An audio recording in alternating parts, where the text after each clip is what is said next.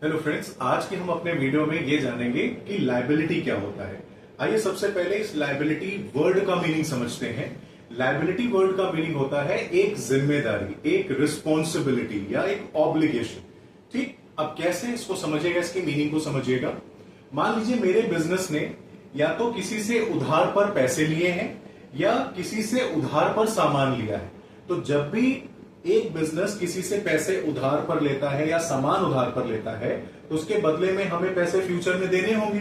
जो कैश उधार पे लिया होगा उसके बदले में वही कैश वापस देना होगा विद इंटरेस्ट, और जो सामान हमने खरीदा है उसका भी पेमेंट हमको करना होगा फ्यूचर में।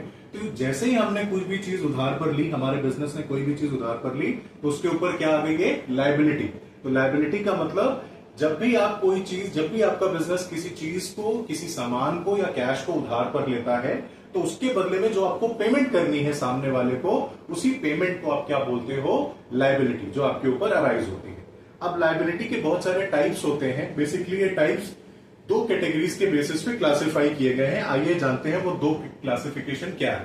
पहला क्लासिफिकेशन है ओनरशिप के बेसिस पे लायबिलिटी को बांटा गया है, और दूसरी तरफ ड्यूरेशन के बेसिस पे बांटा गया है।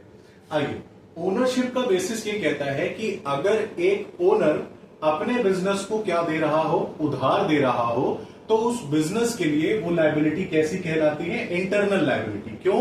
क्योंकि वो जो ओनर है वो तो बिजनेस से जुड़ा हुआ व्यक्ति है, बिजनेस के अंदर का आदमी है। इसलिए बोला गया कि अगर एक ओनर ही अपने बिजनेस को उधार पे पैसे देता है या उस पे पैसे लगाता है तो बिजनेस के लिए वो क्या हो जाती है, इंटरनल लायबिलिटी। सर आपने कहा था कि अगर एक बिजनेसमैन अपने बिजनेस में पैसा लगाता है तो उसको कैपिटल कहते हैं। हाँ, हम कैपिटल भी कहते हैं इसको, इंटरनल लायबिलिटी। कैपिटल एक इंटरनल लायबिलिटी ही है बिजनेस के लिए। ठीक, दूसरी तरफ जैसे अगर मैंने अपने बिजनेस में पैसे लगाया होता तो उस पैसे को बिजनेस क्या कहता है, इंटरनल लायबिलिटी या कैपिटल। लेकिन अगर मान लीजिए मेरे बिजनेस में मेरे दोस्त ने पैसा लगा दिया, जो कि क्या है, नॉन ओनर, वो मेरे बिजनेस का ओनर थोड़ी है, लेकिन अगर उसने मेरे बिजनेस को उधार दे दिया तो ऐसी लायबिलिटी को क्या कहेंगे, एक्सटर्नल लायबिलिटी। आइए दूसरी तरफ चलते हैं, टाइम ड्यूरेशन की बात करते हैं। अगर कोई लायबिलिटी आपको 1 साल के अंदर अंदर पे करनी है, पेड विद इन 1 ईयर, तो उस लायबिलिटी को क्या बोलेंगे, करंट लायबिलिटी। कोई पैसा आपने किसी से उधार पे लिया और किसी ने बोला भैया 10 दिन के अंदर दे दीजिएगा, 5 महीने के अंदर दे दीजिएगा, 8 महीने के अंदर दे दीजिएगा, यानी कि 1 साल के अंदर दे दीजिएगा, तो वो क्या हो गई, करंट लायबिलिटी। दूसरी तरफ अगर आपने कोई पैसा या सामान उधार पर लिया और उसके बदले में जो पैसे आपको देने हैं वो साल भर से ज्यादा का टाइम है आपको पे करने के लिए, मतलब आपको साल भर के बाद भी पे करना होगा, तो ऐसी लायबिलिटी को हम बोलते हैं नॉन करंट लायबिलिटी। ठीक सर, एग्जाम्पल दीजिए। हम लोगों को ऐसे ये किताबी बातें नहीं समझ में आती, एग्जाम्पल दीजिए। आइए एनिमेशन के थ्रू इसको समझते हैं। ये रहा बिजनेस, ये रहे इसके ओनर और ये रहा बैंक। अगर ये ओनर जो जिनका ये बिजनेस है, अगर ये ही अपने बिजनेस को पैसा देते हैं, 10,000 उधार पर लोन दिया, तो ये उधार बिजनेस के लिए क्या कहलाया, इंटरनल लायबिलिटी।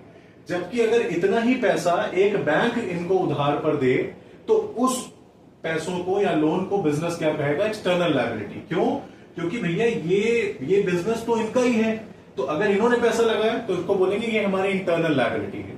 और ये बाहर के व्यक्ति हैं, बैंक का ये बिजनेस थोड़ी है ना, इस बिजनेस के मालिक तो ये हैं। इसलिए बैंक ने जब पैसा लगाया अब इस बिजनेस में, तो उस पैसों को बिजनेस ने क्या कहा, एक्सटर्नल लायबिलिटी। ये हुआ ओनरशिप के आधार पे। अब ड्यूरेशन के आधार पे बात करते हैं।